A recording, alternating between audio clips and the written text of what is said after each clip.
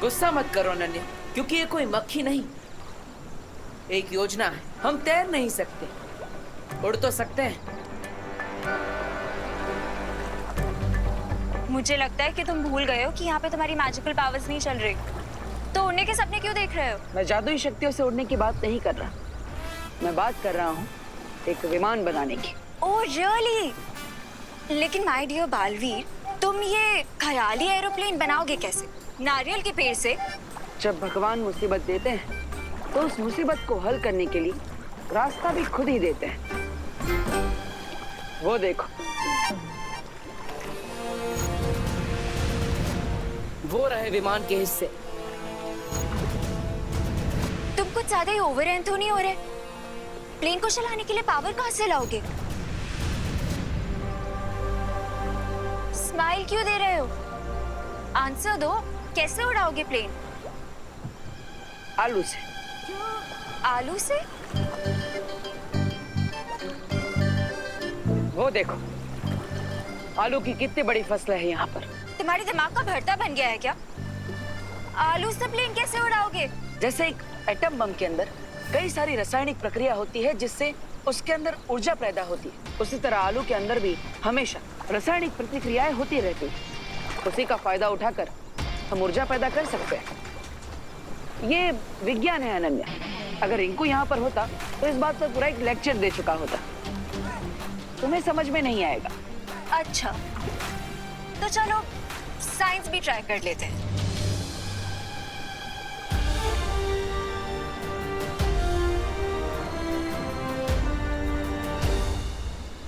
बालपरी, आपने ये पानी का जहाज क्यों बनाया?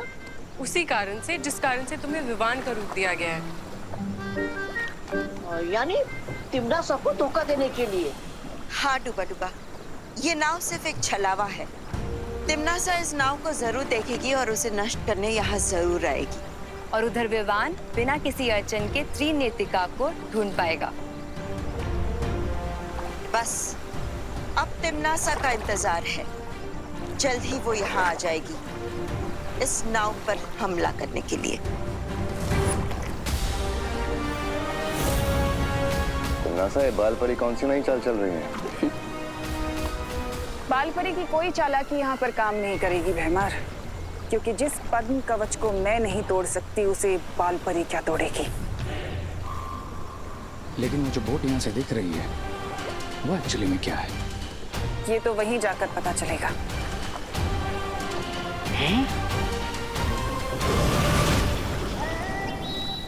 अरे मुझे तो लेकर जाओ।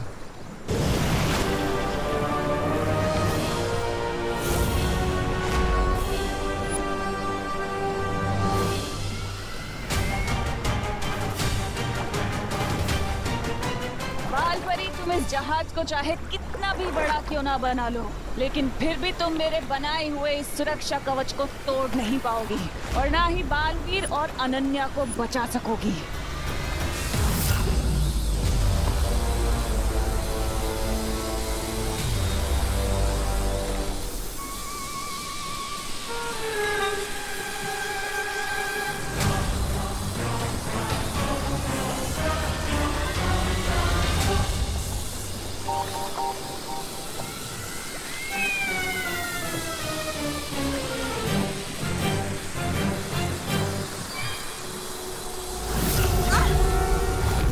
दबड़ दबड़ दबड़ दबड़।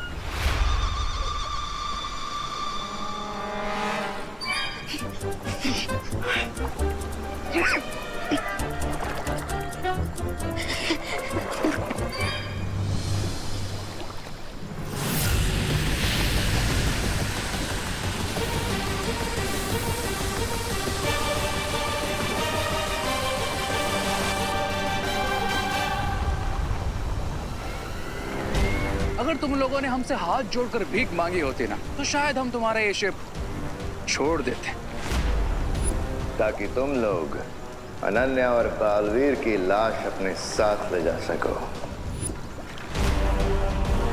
लेकिन माफ करना बालपरी, हम काललोक वालों के अंदर तो दया की एक बूंद तक नहीं होती। की चाल कामयाब हो गई। काल लोक वालों के दिल में एक भी दया की बूंद नहीं होती है तो सब जानते हैं। अरे आज पता चला कि उनके सिर में तो एक दिमाग का टुकड़ा भी नहीं है।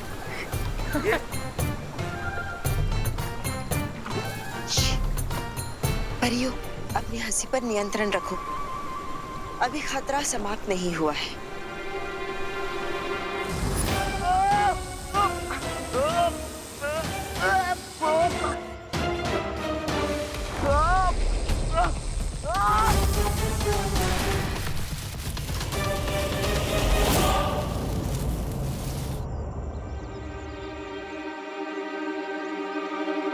कहीं वो ऊर्जा भक्षक डर के भाग तो नहीं गया?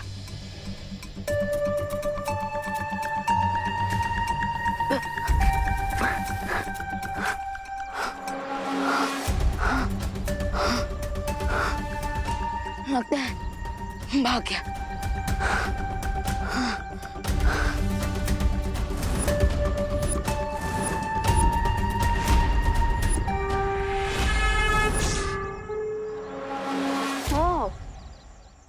तो ये है तुम्हारा असली चक्कर। अब तो मैं तुम्हें कहीं भी ढूंढ लूंगा प्रेडेटर और ऊर्जा भक्षक और त्रिनेत्र को।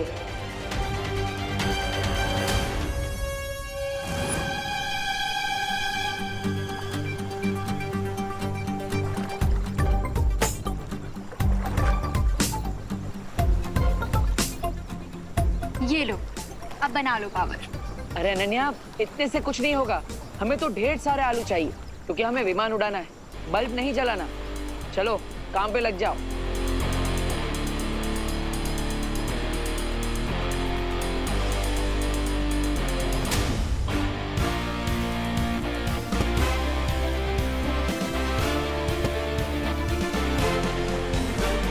मुखिया जी, अब वो समय आ चुका है। अब मुझे त्रिनेत्री क्रो का पता बताइए। देखो बालवीर, आपने अभी तक अपना वादा पूरा नहीं किया है क्योंकि आप अब तक हमारे बच्चों को ढूंढ नहीं पाए हो। देखें, आप सबके बच्चे उस त्रिनेत्र क्रो के पास ही है और जिसे आप सब ऊर्जा भक्षक समझ रहे थे वही त्रिनेत्र क्रो है। ओए ऊर्जा भक्षक और प्रेडेटर, क्या हमेशा कायरों की तरह छुपकर वार करते हो? अगर हिम्मत है तो सामने आओ। क्या हुआ?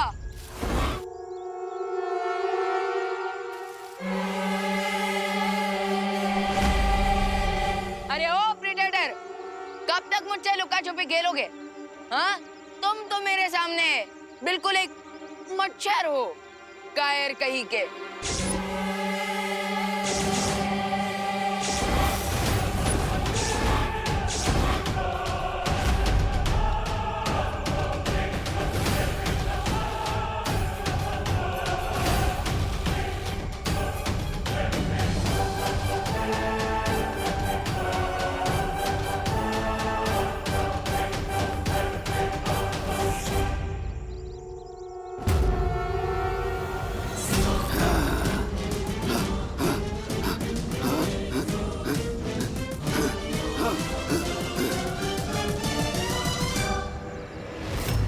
मुझे तुम्हारी वीकनेस मिल गई है। अब तक मुझे लग रहा था कि तुम मेरे पीछे पड़े, लेकिन अब मुझे पता चला है कि एक्चुअली मैं तुम्हारे पीछे पड़ा, क्योंकि तुम ही हो वो त्रिनेत्र क्रो। इसलिए तो तुम स्केयर क्रो से डर गए। मैं आप सबके लिए एक प्रमाण लाया हूँ। प्रमाण? कैसा प्रमाण? एक मिनट। ये त्रिनेत्र क्रो का पंख मुझे ऊर्जा भक्षक का पीछा करते हुए मिला। ठीक है बालवीर, मैं आपको उसका पता बता रहा हूँ। इस जंगल के बीचों बीच एक ऐसा गुप्त स्थान है जहाँ पे त्रिनेत्र काग का घोंसला बना हुआ है। थैंक यू मुखिया जी, आपने ये एड्रेस बताकर सिर्फ अपने बच्चों की ही नहीं बल्कि दुनिया भर के बच्चों की जान बचाई।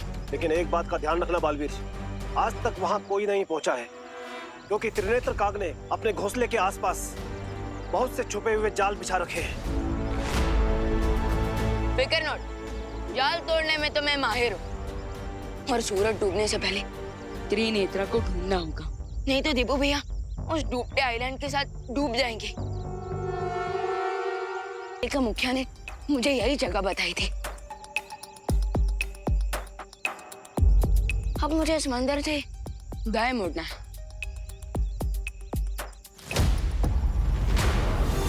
आई थिंक अब मुझे त्रिनेत्रा को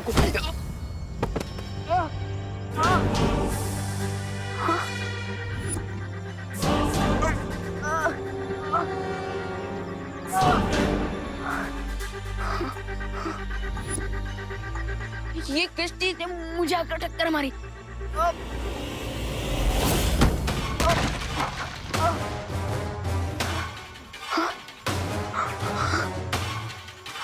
अरे ये क्या चीज है जो मुझे दिखाई नहीं दे रही?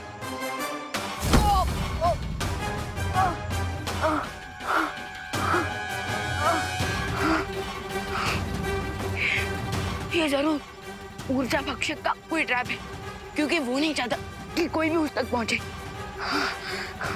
लेकिन मैं भी मार खाकर घर जाने वालों में से नहीं हूं। जो चीज दिखाई नहीं दे रही, उस खतरे से लड़ने में मुझे अपनी आंख बंद करनी होगी।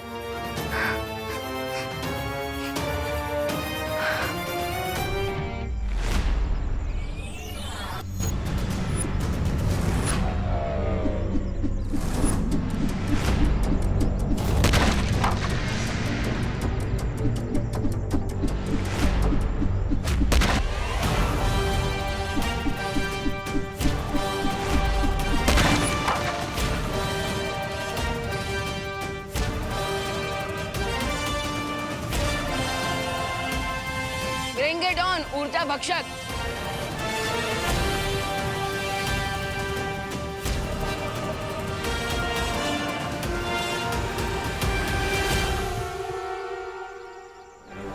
बस इतने आलू काफी है। चलो चलते हैं।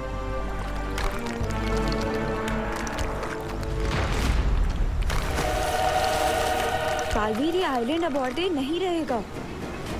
जो हुआ उसे बुरा सपना समझकर भूल जाओ अनन्या। विमान चलाने के लिए अब हमारे पास जरूरी सामान आ गया है। शार्क और इस डूबते हुए आइलैंड से हम बचकर आसमान में उड़ेंगे, इसलिए चिंता मत करो और मुस्कुराओ। बिना जादुई शक्तियों के जिंदा रहने के लिए बालवीर को ऐसे तड़पता हुआ देखकर मुझे बहुत खुशी हो रही है। ये सोचो तिमनासा, अब इस दुनिया के रक्षक बालवीर जब मछलियों के पेट का खाना बनेगा तो और कितना मजा आएगा।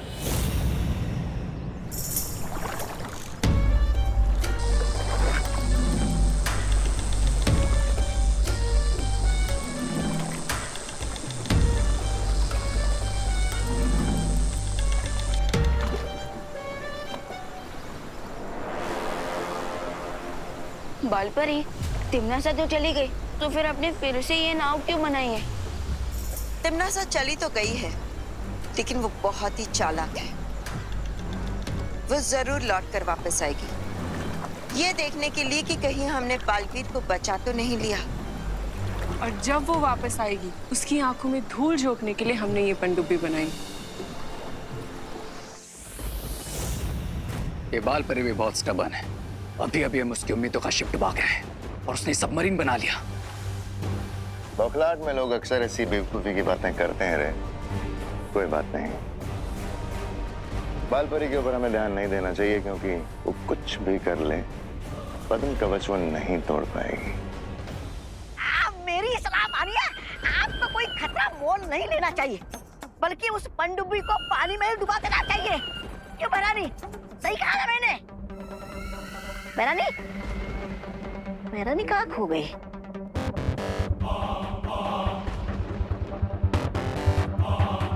कोई तिमनासा, आप कुछ बोल क्यों नहीं रही? चलिए चल के इन परियों के होप को फिर से तोड़ देते हैं, बहुत मजा आएगा। बालपरी जिद्दी तो है, लेकिन बेवकूफ नहीं भैमार। ये पता होते हुए भी कि पद्म कवच को इतनी आसानी से तोड़ा नहीं जा सकता, फिर भी वो पनडुब्बी क्यों बनाएगी?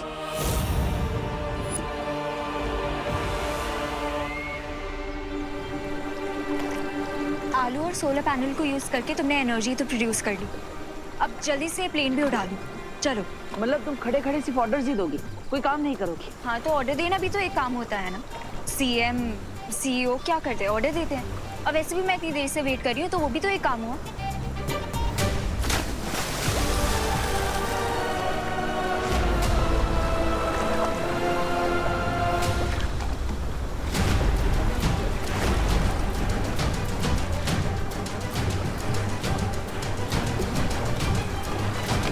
ये रनवे तो डूब गया, अब क्या करेंगे? हाँ तो तुम खड़े खड़े वेट करो, मैं कुछ सोचता हूँ।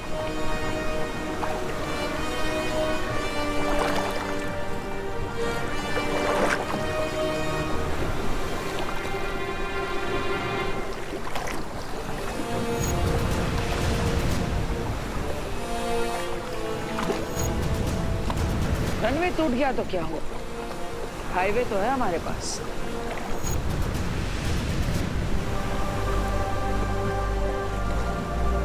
What?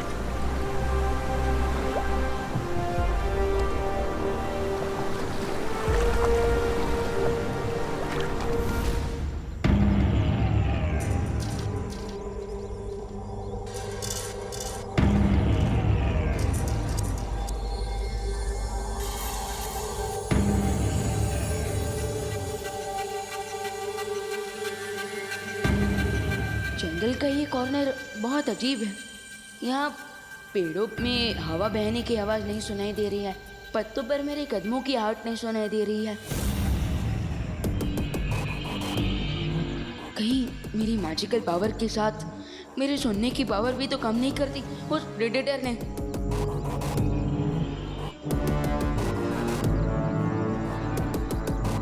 मुझे खुद अपने वर्ड सुनाई नहीं दे रहे हैं। दैट मीन्स मैं उस प्रेडेटर के चक्रव्यूह में बिल्कुल सेंटर में आ चुका हूँ। अब क्वेश्चन ये है कि क्या मैं ये चक्रव्यूह तोड़कर और प्रेडेटर को फोड़कर निकलूंगा?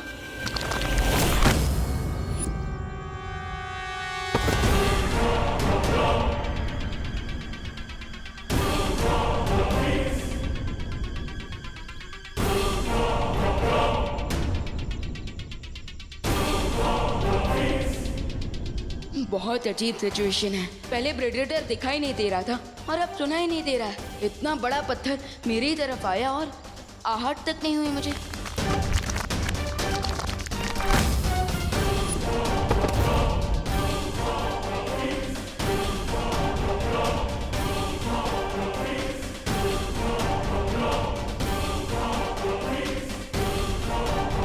बिना साउंड के मैं इस जगह पर होने वाले डेंजर को कैसे समझ पाऊंगा?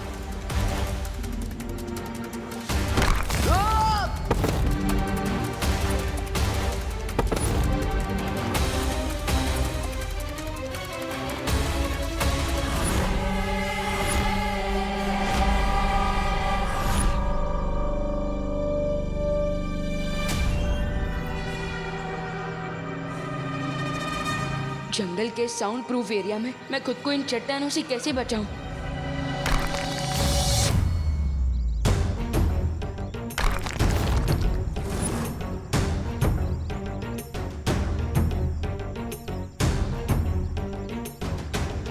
अच्छा तो ये चक्कर है। मैं जिस तरफ जाता हूँ चट्टानें उसके ऑपोजिट डायरेक्शन से अटैक करती है, जिसका मैं फायदा उठा सकता हूँ।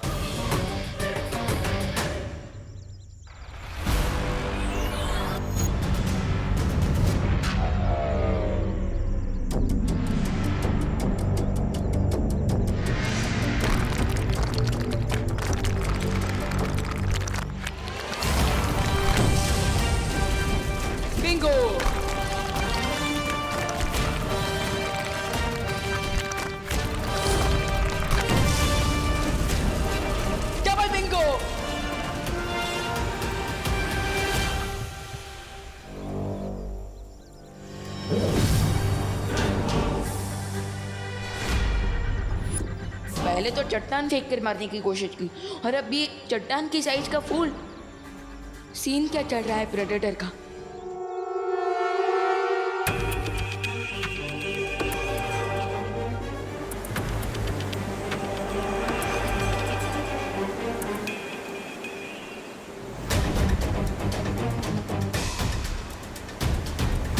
ये तो चीटिंग है।